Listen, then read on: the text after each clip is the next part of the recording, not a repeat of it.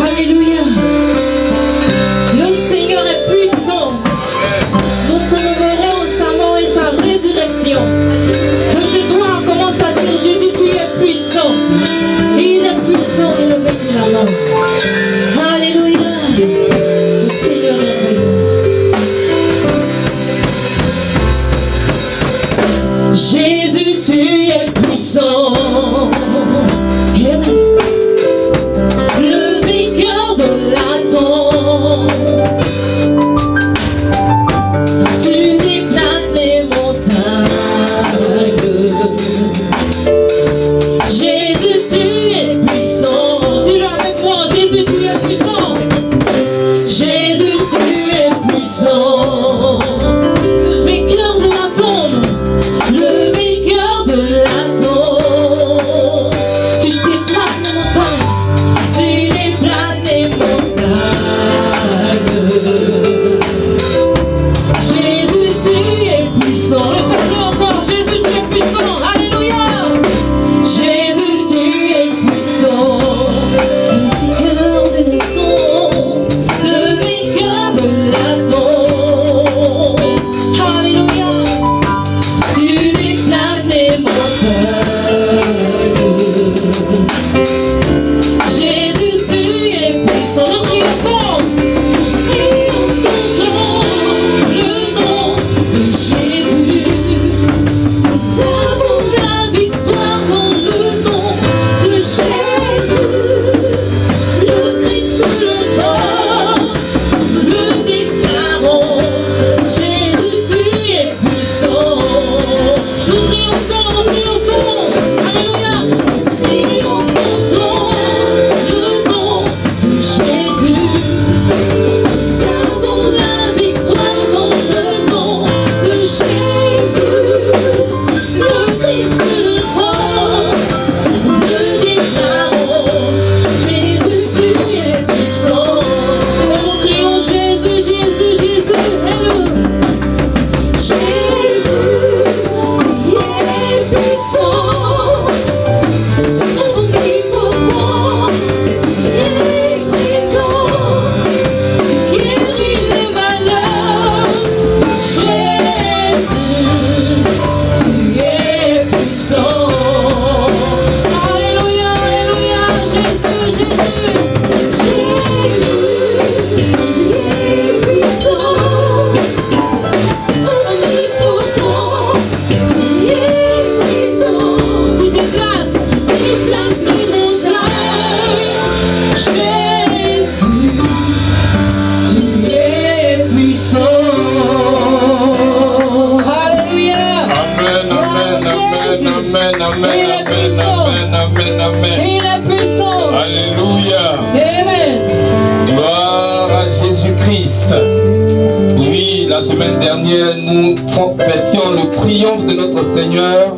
Nous nous souvenions de la grâce qu'il nous a accordée par sa résurrection.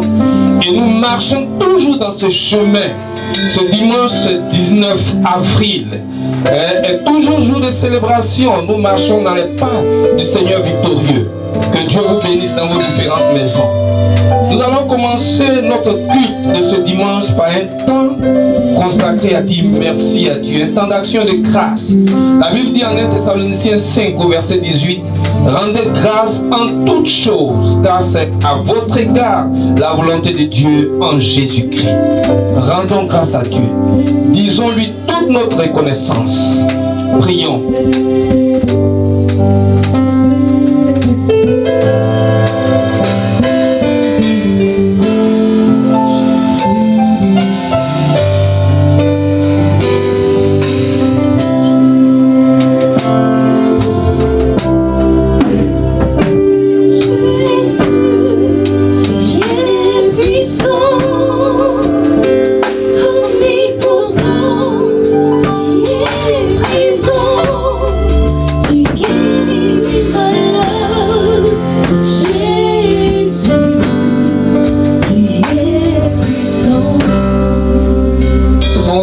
A été peint sur nos portes, sur le linteau de nos portes. Et lorsque l'ange de la mort est passé, il est passé outre. Parce que la protection de Dieu est sur nos vies. Rendons-lui grâce, ce Dieu qui nous a conservé le souffle, ce Dieu qui nous a donné la vie éternelle par la résurrection de son Fils, ce Dieu qui prend soin de nos différentes familles. Dis merci à ce Dieu, là où tu es dans ta maison.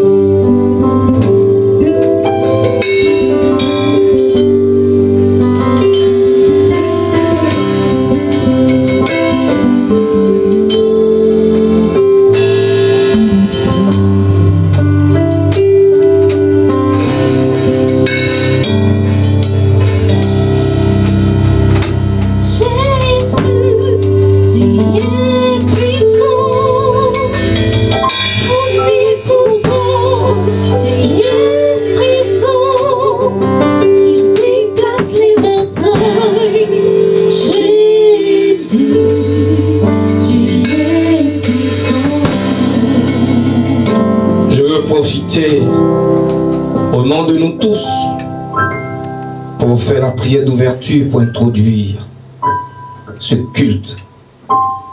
Seigneur notre Dieu, Dieu grand et bienveillant, Dieu puissant et tout capable, Père de Jésus-Christ notre Seigneur, toi qui nous as ramenés de la mort à la vie par ton Fils, et qui nous a fait asseoir en toi dans cette espérance incorruptible et éternelle. Toi qui es bienveillant et bon pour nous en toutes choses. Toi qui pourvois nos besoins, qui nous garde dans la maladie, qui nous garde de la maladie même, qui nous fait traverser ces moments. Toi notre Dieu, toi notre appui, toi notre bien, toi notre tout. C'est à toi que nous rendons culte ce matin. Reçois l'offrande de notre culte comme un parfum, une odeur agréable, et fais du bien à ton peuple en ce dimanche. Au nom puissant de Jésus-Christ. Amen. Amen. Amen. Amen. Gloire à Jésus-Christ. Alléluia.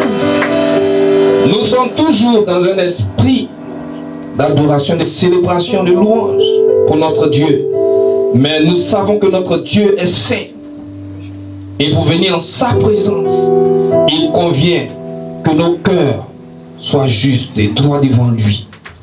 Et par le sang de Christ, nous avons la promesse d'être purifiés. C'est le temps de confesser, c'est le temps d'approcher avec humilité et reconnaître devant Dieu. Oui, nous sommes pécheurs. Oui, nous n'avons pas obéi en toutes choses. Oui, nous avons été infidèles. Nous prions que par la vertu du sang de Christ, tu sois lavé ce matin. Demande pardon à ton Dieu. I open totally the door of my heart. Jesus, come and reign. Seigneur, je t'ouvre totalement la porte de mon cœur. Viens prendre toute la place.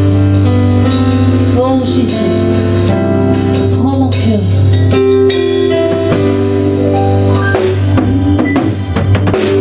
Open totally the door of my heart, come and reign.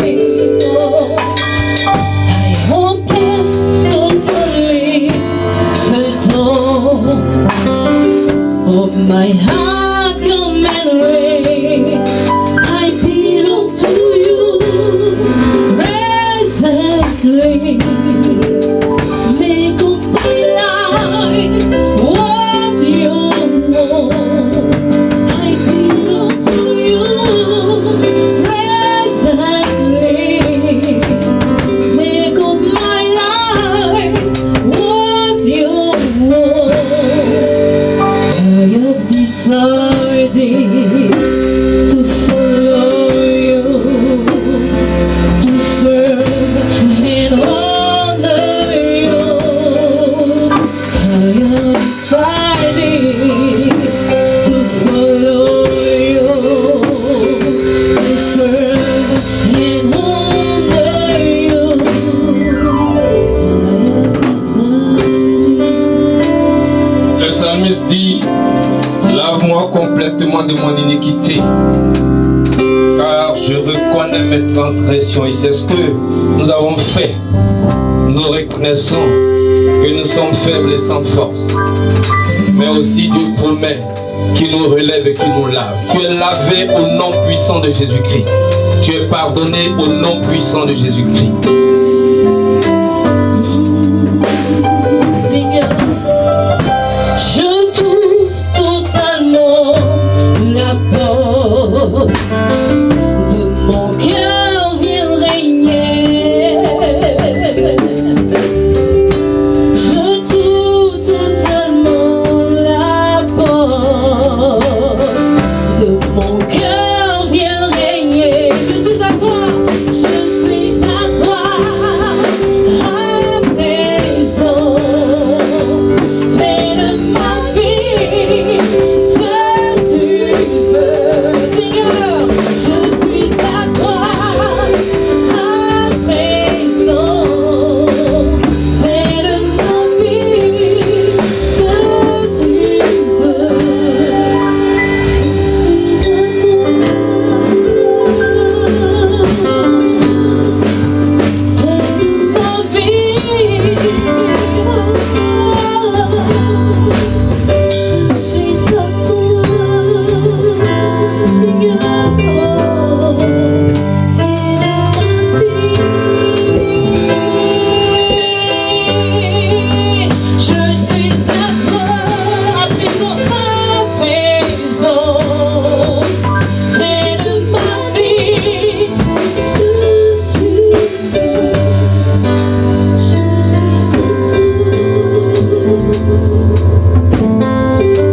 Maintenant que nous avons l'assurance, la certitude du pardon de nos péchés et que nous pouvons entrer jusqu'au lieu très saint, nous allons intercéder.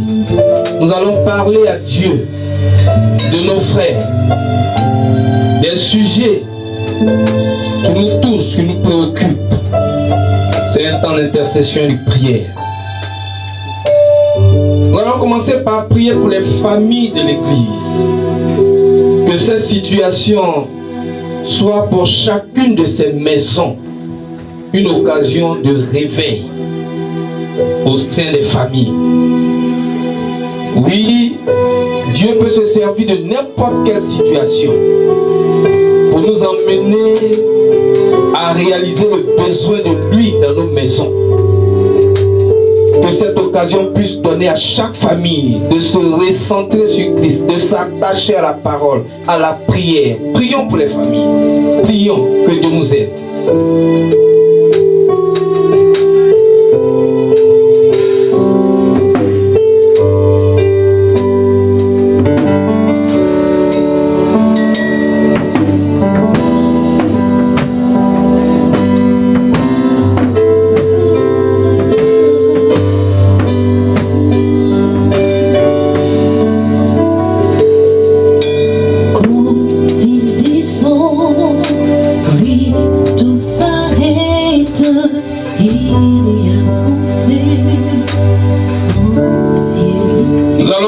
Pour les jeunes et les enfants.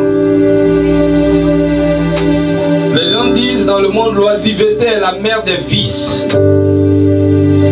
Qu'aucun jeune ou enfant ne se relâche dans cette période pour être la proie de Satan. Prie pour ton enfant. Prie pour les autres enfants. Prie pour tous les jeunes. Pour que l'oisiveté ne l'entraîne pas loin dans le péché. Prions. Oui, tout s'arrête, il y a un transfert entre ciel et terre. Quand il descend, l'atmosphère change, il y a un transfert entre ciel et terre. Quand il descend, quand il descend, oui, tout s'arrête, il y a un transfert entre ciel et terre. Quand il descend, oui, tout s'arrête, il y a un transfert entre ciel et terre. Prions pour les personnes personnes spirituellement faibles, les nouveaux convertis, les gens dont la foi n'est pas affermie. Prions pour les gens qui sont démunis économiquement. Prions pour les personnes seules, pour les veuves et les orphelins. Prions que le Seigneur leur soit en soutien. Pour les prisonniers, les gens qui n'ont pas de ressources, qui ont perdu les ressources du fait de cette crise, recommandons toutes ces personnes faibles-là au Seigneur pour qu'il les fortifie et qu'il prenne soin de ces personnes. Prions le Seigneur.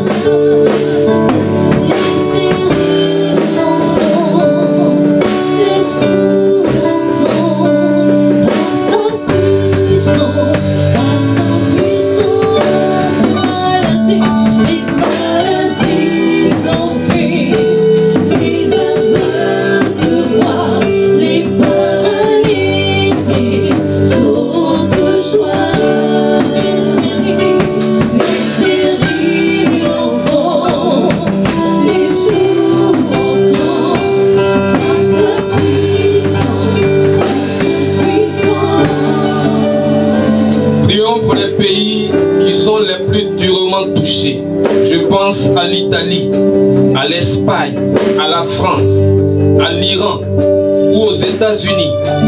Prions pour tous ces pays, que le Seigneur étende sa main de grâce et qu'il arrête la progression de la maladie dans ces différents pays. Prions.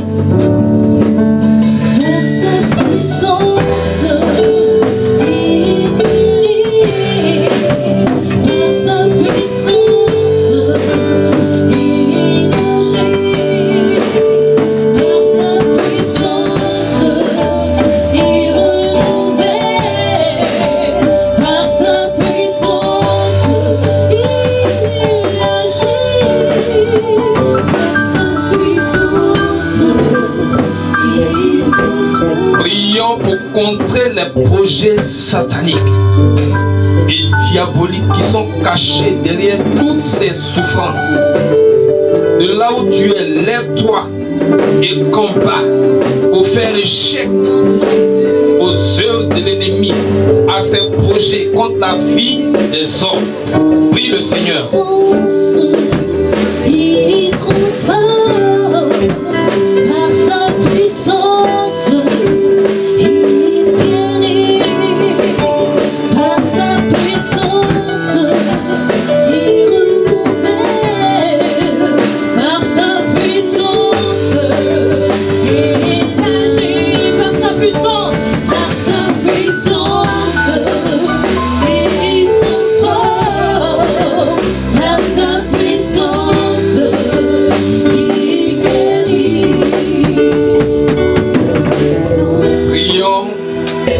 Avant-dernier sujet, c'est une occasion pour que l'évangile soit annoncé. Cette situation nous a montré les limites du règne et de la puissance de l'homme. Ouvrons maintenant l'esprit des hommes sur la vision du monde telle que Jésus l'annonce. La vie éternelle, le salut, le pardon des péchés. Il y a une autre vie au-delà de cette vie. Prions que l'évangile touche les cœurs et que les gens se convertissent dans le monde entier. Prions le Seigneur.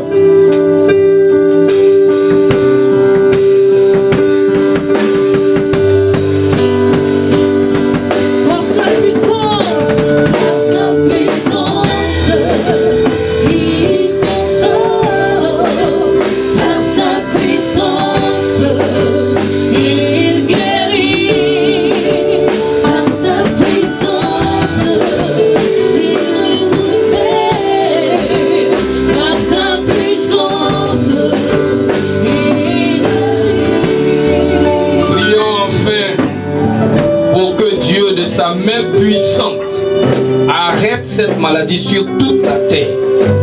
Il suffit qu'il dise un seul mot, que le Seigneur dise donc ce mot. Prions le Seigneur. Par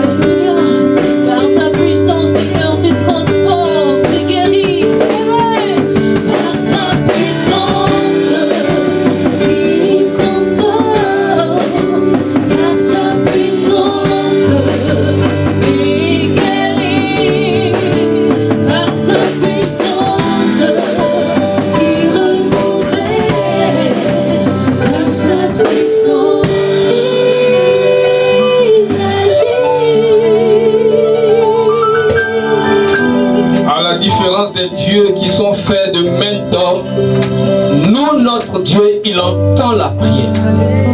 Il entend la prière et il est à l'œuvre afin de donner gloire à son nom dans tous les siècles. Et c'est ce Dieu que nous allons louer maintenant. C'est ce Dieu que nous allons chanter et célébrer par nos pas de danse. C'est le moment de louer le Seigneur. La Bible dit que tous ceux qui respirent louent l'Éternel. Louez l'Éternel. Mes sœurs, aidez-nous à louer ce Jésus-là. Alléluia. Amen. Est-ce que quelqu'un dans la joie ce matin, tu vas te tenir debout de là où tu as acclamé très fort Jésus-Christ? Alléluia. Tu vas te tenir debout et dis que Jésus est vivant. Il est pas mort, il est ressuscité. Alléluia. On va vous dire la gloire du Seigneur. Il est vivant, il est vivant, il est vivant, il est vivant, il est vivant, il est vivant, il est vivant, il est vivant, il est vivant, il est vivant, il est vivant, il est vivant, il est vivant, il est vivant, il est vivant, il est puissant, il est puissant, il est puissant, il est puissant, il est puissant, il est puissant, il est puissant,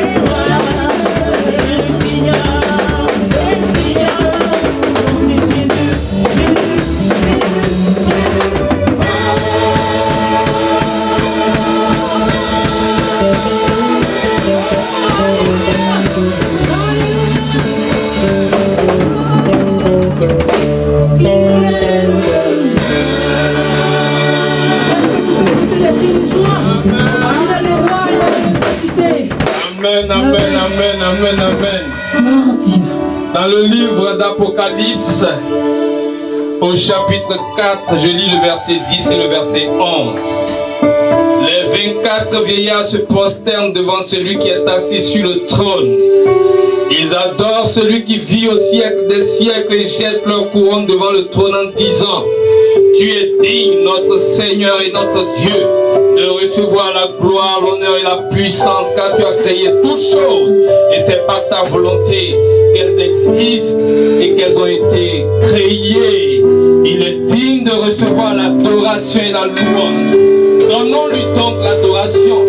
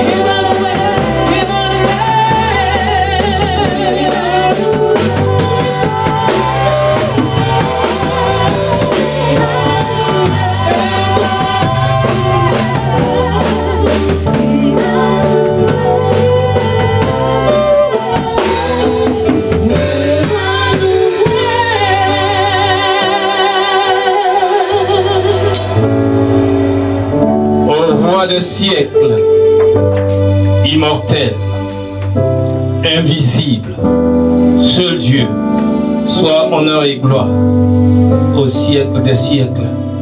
Amen. Nous allons passer à l'écoute de la parole de Dieu. Nous allons nous disposer, partout où nous sommes, nous disposer, faire du calme dans les maisons pour que Dieu parle à nos cœurs. Nous allons prier avant d'inviter le pasteur Abbé pour le message. Seigneur, tu dis que ta parole est esprit et qu'elle est vie et qu'elle nous communique la vie qui vient de toi. Seigneur, par ton serviteur, communique-nous cette vie et qu'elle nous porte à vivre d'une manière qui va te glorifier devant ce monde. Que l'honneur te revienne et la louange à toi, dès maintenant et dans tous les siècles. Au nom de Jésus. Amen. Amen.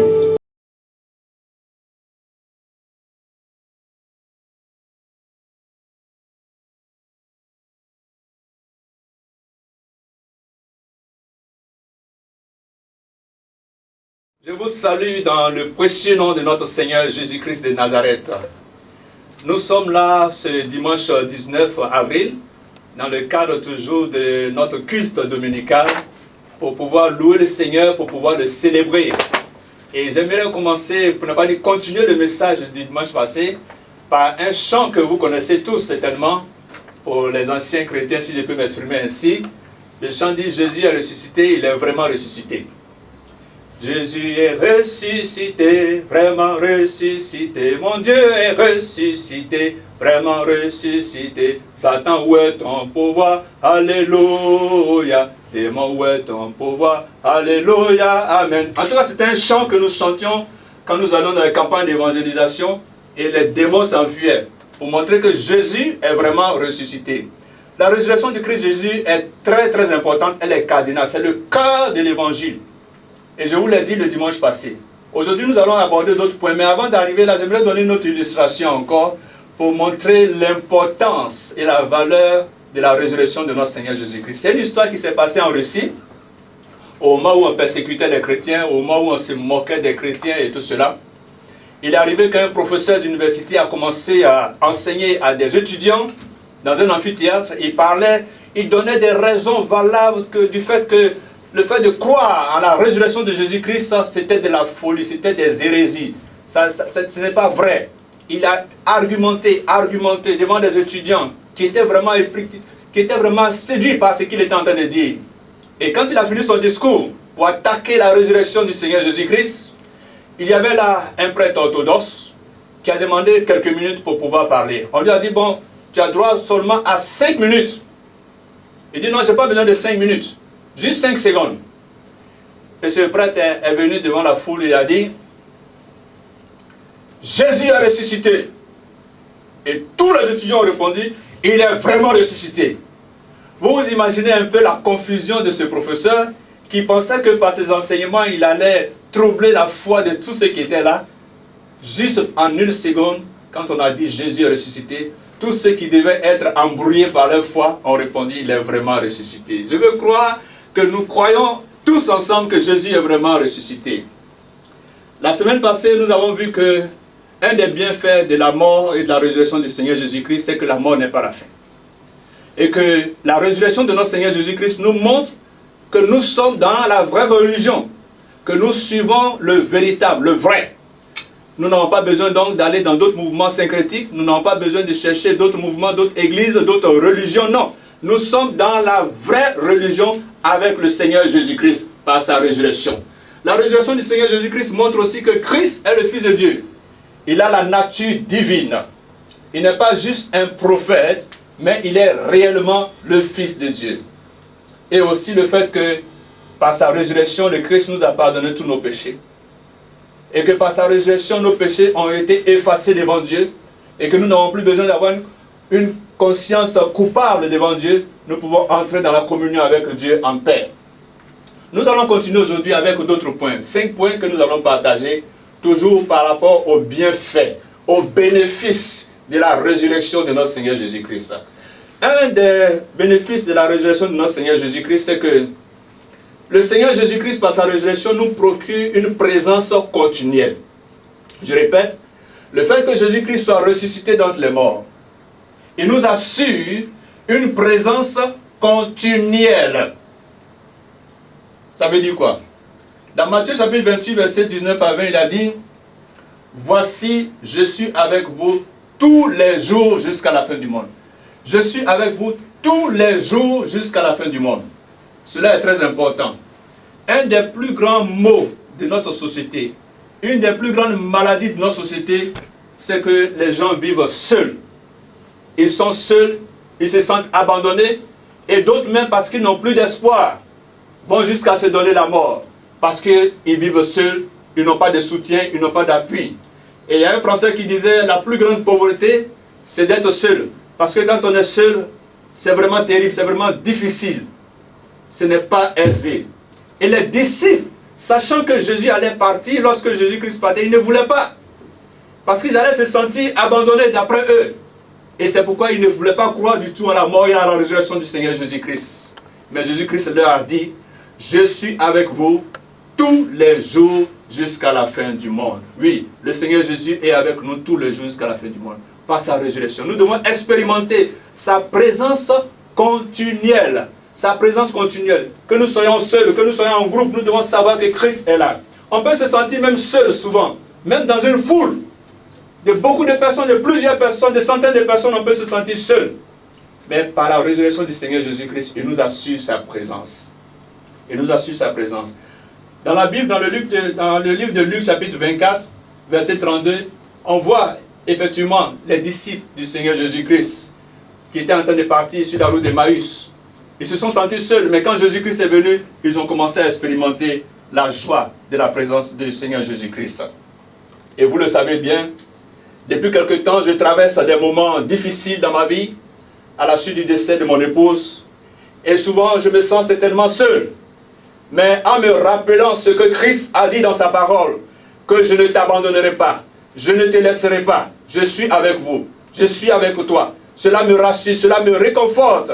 En plus de la présence des frères et des sœurs, quand je suis réellement seul, je sais que je ne suis pas seul. Parce que Jésus a dit, je suis avec vous tous les jours jusqu'à la fin du monde. Et j'aimerais que vous puissiez écouter ce chant de la sœur Grace Valérie, qui a chanté réellement l'importance d'expérimenter la présence du Seigneur Jésus-Christ. Cela est très important. Quand nous sentons la présence de Jésus, quand nous savons que Jésus est là, nous sommes dans la paix, nous retrouvons de nouvelles forces pour pouvoir aller de l'avant. Oui, Jésus est ressuscité, il est présent avec chacun d'entre nous. Écoutons.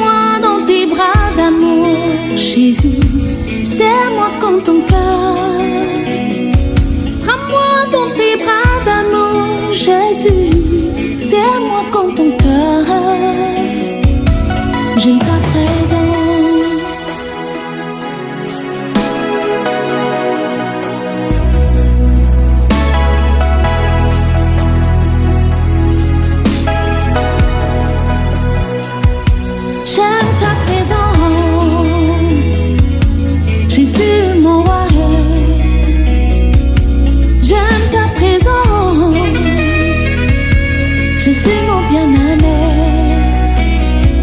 Prends-moi dans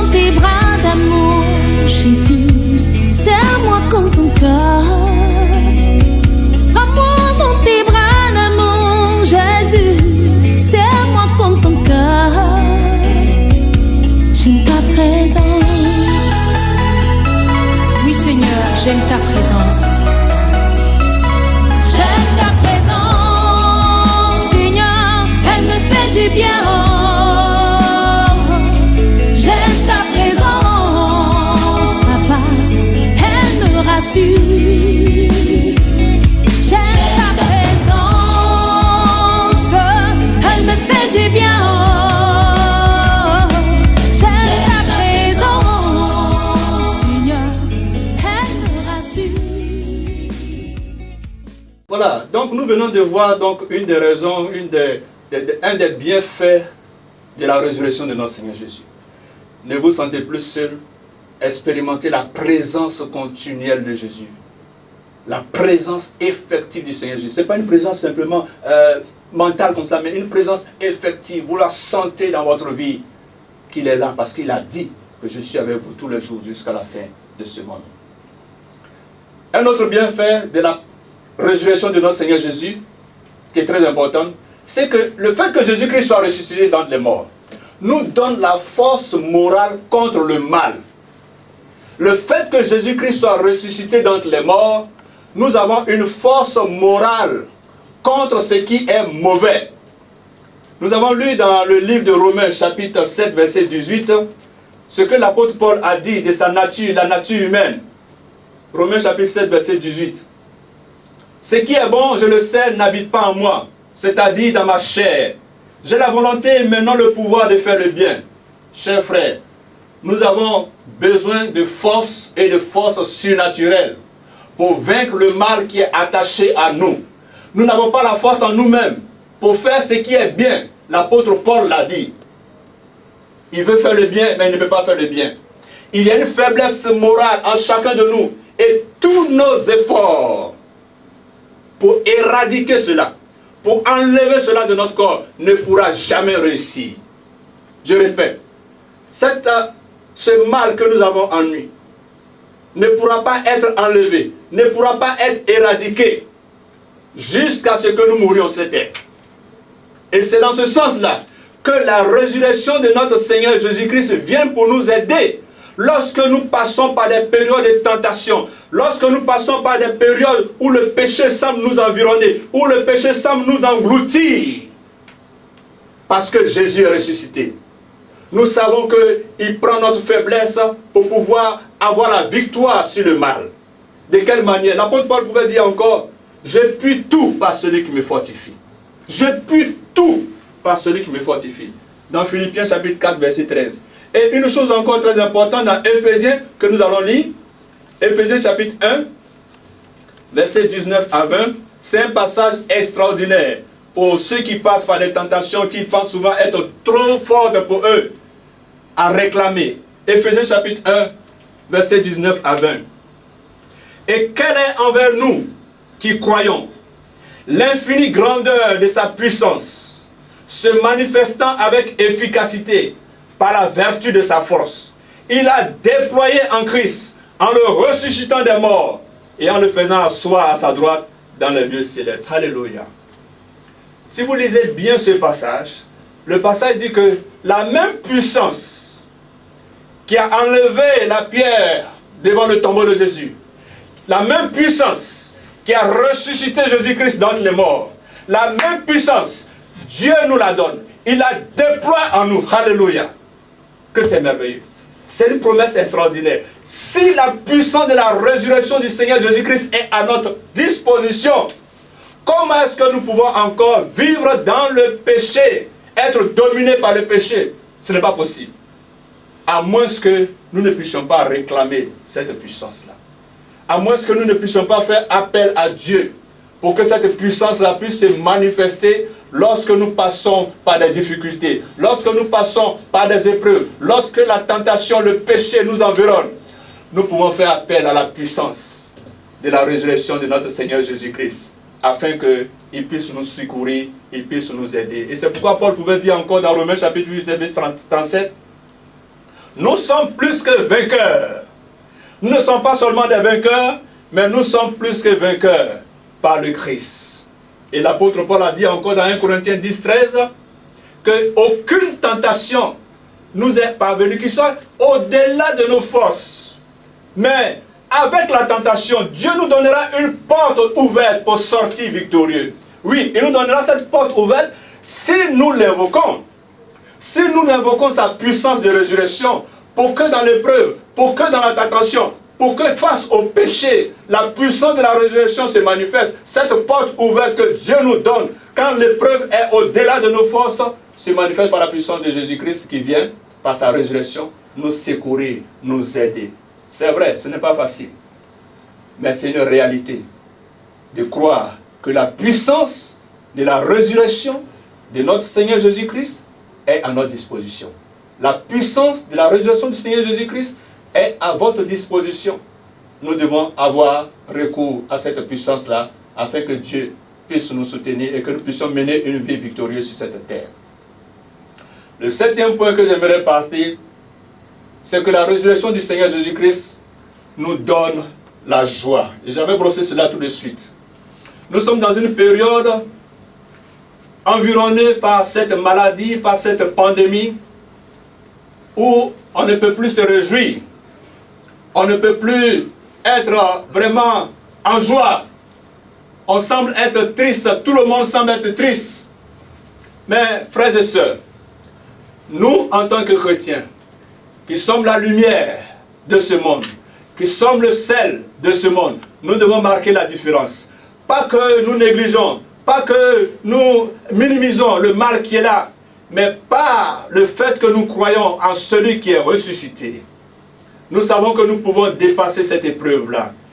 Quand autour de nous, il y a la tristesse, nous pouvons présenter la joie de Christ, la joie de vivre, d'appartenir à Jésus-Christ. Je vous avais dit tout de suite que les disciples d'Emmaüs, lorsque Jésus-Christ est ressuscité, ils ne croyaient pas. Ils étaient découragés. Ils marchaient, ils allaient leur chemin. Ils se plaignaient, ils se disaient, mais voilà, on a parlé d'un Messie, il a dit qu'il va venir pour nous délivrer. Mais voilà 3 jours, on n'entend rien, on ne sait pas ce qui se passe. Et il a fallu que dans cette tristesse, dans ce désarroi, dans ce découragement, Jésus-Christ ressuscité leur apparaisse et commence à parler avec eux. Et commence à leur expliquer la parole de Dieu. Et jusqu'à ce qu'ils puissent découvrir que c'est Jésus-Christ réellement qui était là. Et à ce moment, Jésus-Christ a disparu.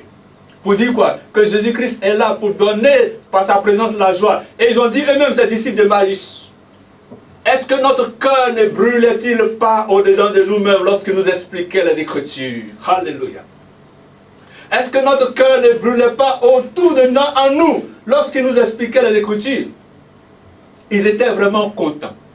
Ils étaient heureux de savoir que Jésus-Christ est ressuscité.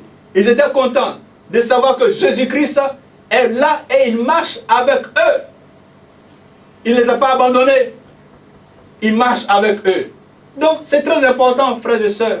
C'est vrai, nous avons des parents qui sont malades. Nous avons des parents qui souffrent. Nous avons des informations chaque jour. Chaque soir, quand on regarde le journal, on écoute le journal à la télévision, à la radio et tout cela. Toujours des choses qui augmentent. Les cas de maladies qui augmentent encore. Les cas des personnes qui sont atteintes qui augmentent. Et ça crée la tristesse, ça crée même la peur. Frères et sœurs, je t'encourage à saisir par la foi la résurrection du Seigneur Jésus-Christ. Et que par sa parole, par la lecture de sa parole, par la méditation de sa parole, comme les disciples d'Emmaüs ont expérimenté cette joie dans la présence de Jésus-Christ, tu puisses aussi expérimenter la joie de la résurrection de Jésus-Christ. Que Jésus-Christ est ressuscité, il ne s'est pas envolé, il est avec toi. Quand tu te plonges dans sa parole, quand tu médites sa parole, il te donne la joie, il te donne sa joie, il te donne sa force pour pouvoir continuer, pour pouvoir traverser cette épreuve mondiale que nous sommes en train de vivre. Nous, en tant que chrétiens, nous devons montrer la différence. Il ne s'agit pas de pouvoir sourire lorsqu'on est en train de donner les chiffres des gens qui sont malades ou atteints. Non, ce n'est pas ça la joie. Non, ce n'est pas ça la joie. Mais cette joie-là, c'est cette paix intérieure que nous avons, ce calme intérieur que nous avons. Que face à la situation, nous ne sommes pas désemparés. Nous savons qu'il tient le monde. Comme nous le chantons. Nous savons qu'il tient le monde. Nous savons qu'il tient cette situation en main. Que Dieu n'est pas troublé. Que Dieu n'est pas bousculé. Que Dieu n'est pas en train de dormir. Et parce qu'il sait que nous savons qu'il est présent. Parce que nous savons qu'il maîtrise tout ce qui est en train de se passer. En son temps, il arrêtera cette pandémie-là. Et cela nous donne la paix du cœur. Cela nous donne la joie de savoir que notre Dieu est au contrôle de toutes choses. De savoir que notre Dieu veille sur cette situation dans laquelle nous sommes actuellement. Oui, Jésus est ressuscité. Il est présent pour te donner sa joie. Est-ce que tu as la joie, mon frère, ma soeur? Lorsque les gens viennent te donner des informations, est-ce que chaque jour tu expérimentes réellement la joie du Seigneur Jésus-Christ? C'est ma prière que, en te rappelant la mort et la résurrection du Seigneur Jésus-Christ, comme les disciples d'Emmaüs, après un temps de tristesse, ils étaient en joie. Et que ta joie ne soit pas quelque chose de spontané, quelque chose de brusque, quelque chose qui arrive un moment et qui disparaît, mais une joie continuelle, une joie permanente à cause du fait que Jésus-Christ est présent avec toi et qu'il ne t'abandonne pas. Que le Seigneur te bénisse. J'aimerais continuer encore 2 autres points pour parler des bienfaits de la résurrection de notre Seigneur Jésus. Il y en a beaucoup. On pourrait prendre toute la vie pour parler des bienfaits de la résurrection de notre Seigneur Jésus. Mais nous sommes obligés pour le temps de nous limiter à ces quelques éléments par rapport à la résurrection de notre Seigneur Jésus-Christ. Un autre bienfait de la résurrection de notre Seigneur Jésus-Christ, c'est que le fait que Jésus-Christ soit ressuscité nous introduit, nous, en tant que chrétiens, dans une nouvelle société. Alléluia. Le fait que Jésus-Christ soit ressuscité, nous sommes introduits, nous qui croyons en lui, dans une nouvelle société, dans une nouvelle famille. Et cette famille-là, on l'appelle l'Église. On appelle cette famille-là l'Église. C'est une nouvelle société. Ce n'est pas une société qui ressemble à la société dans laquelle vous vivez actuellement. Ce n'est pas une société qui ressemble à la société du pays dans lequel vous êtes. Non, c'est une société différente. C'est un peuple différent. Et ça, c'est le résultat de la résurrection du Seigneur Jésus-Christ. Il est ressuscité pour donner une nouvelle famille. Il est ressuscité pour créer une nouvelle famille. Et c'est pourquoi il est important en tant que chrétien de nous rassembler, en tant que chrétien, d'être ensemble pour pouvoir servir le Seigneur, pour pouvoir le prier, pour pouvoir accomplir la mission d'évangélisation qu'il nous a donnée. C'est ensemble, en tant qu'Église, en tant que corps physique de Jésus-Christ, en tant que corps invisible de Jésus-Christ, que nous pourrons réellement vivre la mission qu'il nous a donnée. Si nous ne sommes pas en train de pouvoir vivre dans une église locale vivante, en train d'agir comme le Seigneur le veut, appartenir à une église locale vivante, nous ne sommes pas en train de bénéficier réellement de la résurrection de notre Seigneur Jésus-Christ. Jésus-Christ est apparu à un groupe de personnes. Il est apparu à ses disciples pour montrer qu'il veut former une nouvelle famille dont il est le chef. Nous disons tous que le chef de l'église, c'est Jésus-Christ. Ce n'est pas un homme, ce n'est pas un archibishop, non. C'est Jésus-Christ. Le chef de cette église, c'est Jésus-Christ. Nous ne sommes que ses serviteurs pour pouvoir le glorifier, pour pouvoir le servir, pour pouvoir aider son corps à pouvoir avancer et aller de l'avant. Il y a malheureusement des chrétiens qui se disent non, je n'ai pas besoin d'église, je peux rester chez moi, je peux faire ce que je veux. Non.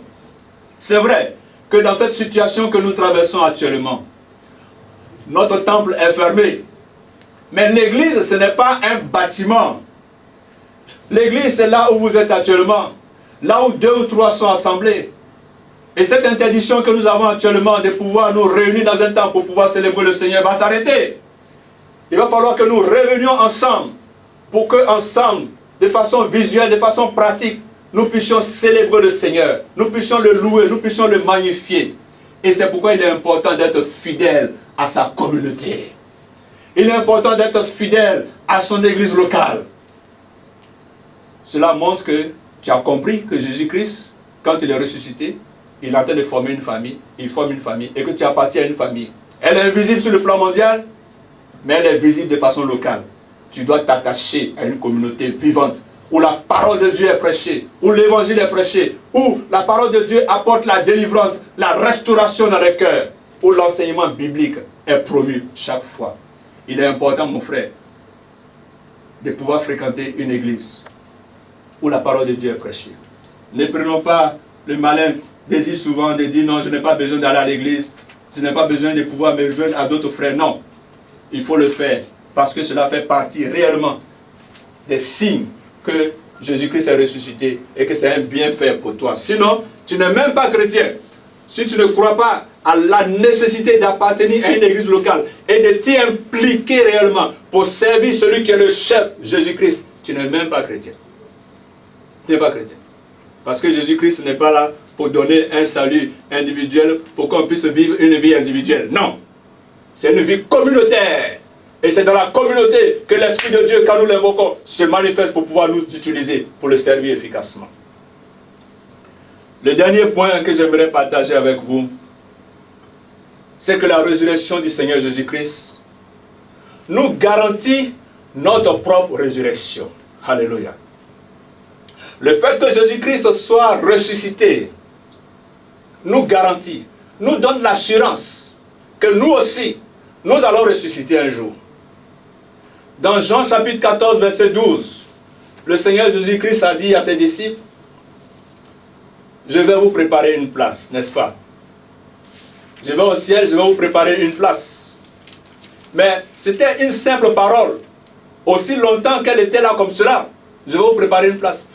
Comment savoir maintenant qu'il allait pour préparer une place et que c'est sûr que là où il allait, nous pouvons aussi aller? Il fallait qu'il ressuscite. Il fallait qu'il revienne de la mort. Il fallait qu'il puisse revenir pour que par sa présence, il puisse donner l'assurance à ses disciples qui étaient là qu'il y a quelque chose de mieux au-delà de ce monde physique qu'ils voient. Je vais vous préparer une place. La garantie de cela, la garantie pour toi, mon frère et ma soeur, c'est que Jésus-Christ est ressuscité. Il va te préparer une place. Il te prépare ta place aussi longtemps que tu t'attaches à lui, tu marches avec lui, tu crois en lui. Et c'est ce que Paul a dit aussi dans 1 Corinthiens chapitre 15, verset 20. 1 Corinthiens chapitre 15, verset 20. Paul a dit ceci. Mais maintenant, Christ est ressuscité des morts. Il est les prémices de ceux qui sont morts. Alléluia. Mais maintenant, Christ est ressuscité des morts. Il est les prémices de ceux qui sont morts. Quand on parle des prémices, c'est qu'il y a d'autres choses qui arrivent. Donc, Jésus-Christ est allé nous donner une garantie par sa mort et sa résurrection. Il est mort pour nous donner une garantie que nous aussi, nous allons ressusciter. Cela est très important. Nous aussi, nous allons ressusciter un jour. Est-ce que tu crois en cela? La mort ne vient pas pour pouvoir arrêter ta vie. La mort ne vient pas pour pouvoir te rendre désespéré, non. La mort te permet de sortir d'une chambre pour aller dans celle de la présence de Dieu. La mort te permet de passer de la chambre de la foi, de la vie par la foi, par entrer dans la chambre de la vue où tu es avec ton Seigneur, parce qu'il t'a promis qu'il allait te préparer une place. Il faut ta mort et il faut ta résurrection. Et c'est la résurrection du Seigneur Jésus-Christ qui nous donne cette garantie. C'est la résurrection du Seigneur Jésus-Christ qui nous montre que ce monde dans lequel nous sommes en train de vivre est passager. Et que même si nous mourons, nous avons l'assurance, par notre foi en Jésus-Christ, que nous allons le rencontrer un jour. Et j'aimerais dire ceci encore. Toujours me concernant dans ma vie personnelle, et par l'épreuve que je traverse actuellement, cette assurance qu'un jour, moi aussi je verrai le Seigneur, me donne de la consolation dans cette épreuve. Je ne vous demande pas de passer par une telle épreuve pour avoir la consolation, l'espérance qu'il y a un monde après. Non, vous n'avez pas besoin de cela. Mais je le dis pour moi-même, pour que vous soyez aussi réconfortés, que même sans ces épreuves-là, vous pouvez aussi expérimenter la joie de quelque chose qui vous attend au-delà. Que Dieu vous garantit une présence effective avec lui après la mort. Parce que Jésus est ressuscité.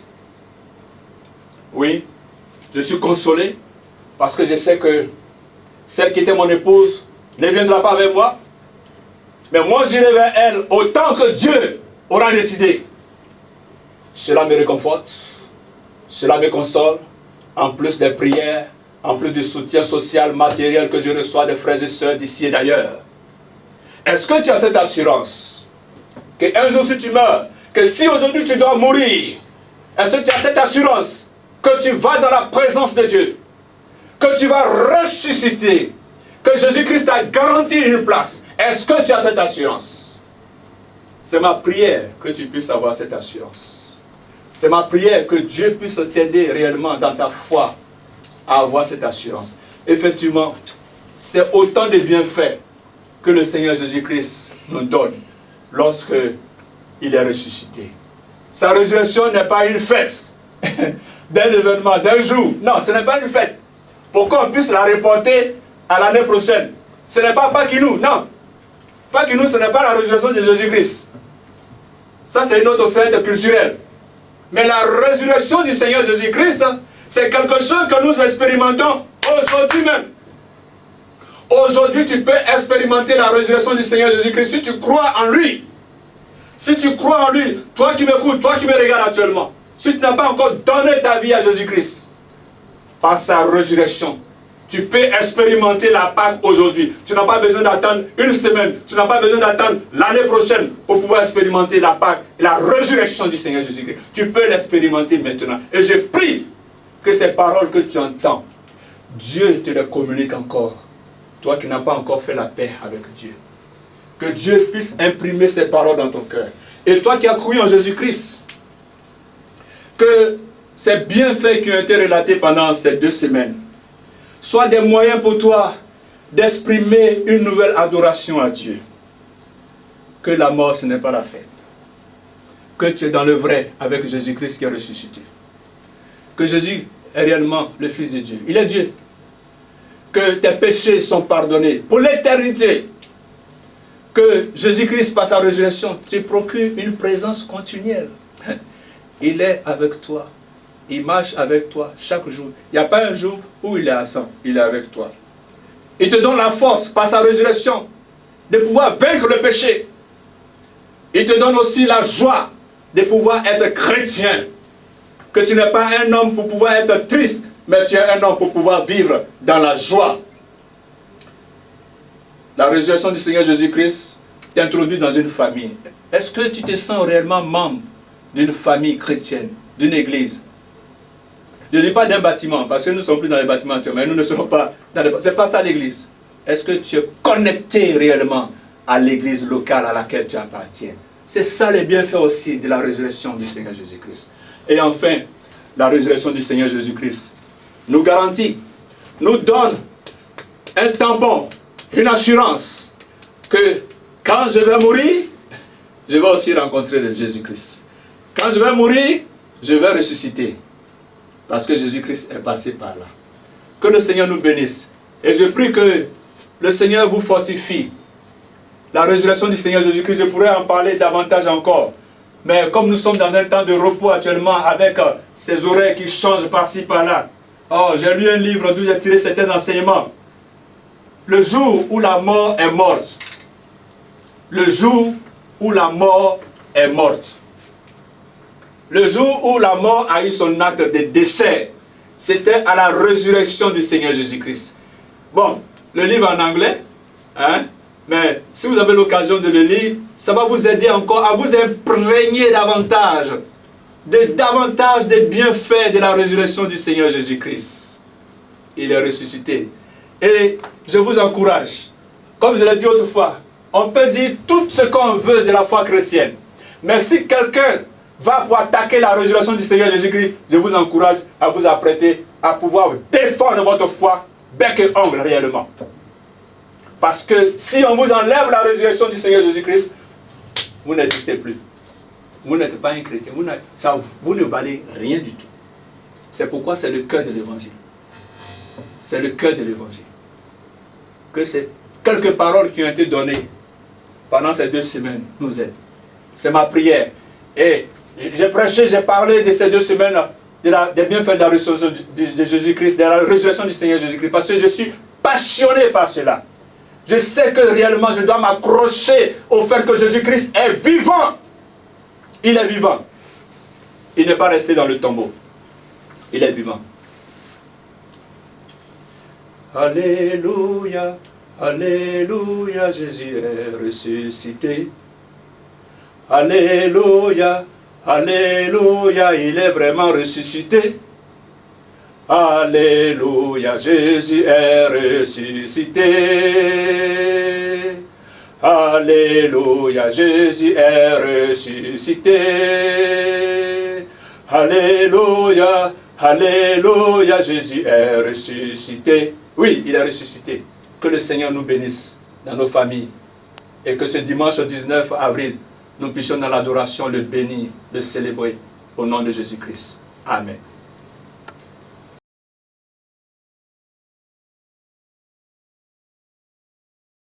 Nous bénissons le Seigneur pour ce message. Nous croyons que Dieu a parlé à nos cœurs par son serviteur et nous prions que ces paroles puissent être vécues. Nous allons continuer notre culte et passer aux offrandes et aux dîmes. Nos frères du service de louange vont nous aider. Alléluia, nous apportons nos dîmes et offrandes avec joie dans Christ. Amen. Je veux me réjouir dans Dieu mon salut, dans Jésus mon roi. Je veux me réjouir dans Dieu mon salut, dans Jésus mon roi. Je veux me réjouir dans Dieu. Alléluia, dans Jésus mon roi. Je veux me réjouir dans Dieu mon salut, dans Jésus mon roi.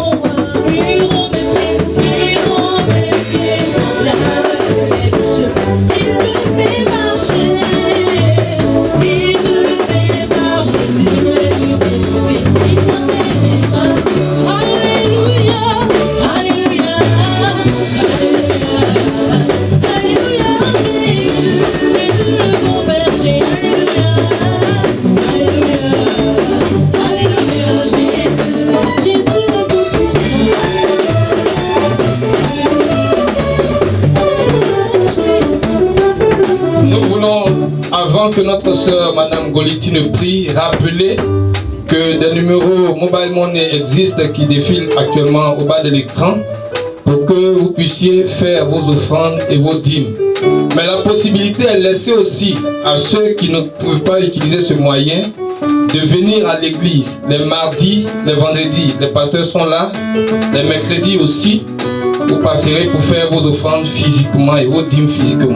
Madame Goliti va prier pour les offrandes. Seigneur, nous voulons te dire merci de ce que tu nous as bénis. Et en retour, nous t'apportons ce peu. Agrée-les, Seigneur, s'il te plaît, comme un parfum de bonne odeur. Permets que ces offrandes puissent contribuer à l'avancement de ton œuvre ici-bas, au nom de Jésus. Amen. Amen. Merci à notre sœur et merci à tout le monde.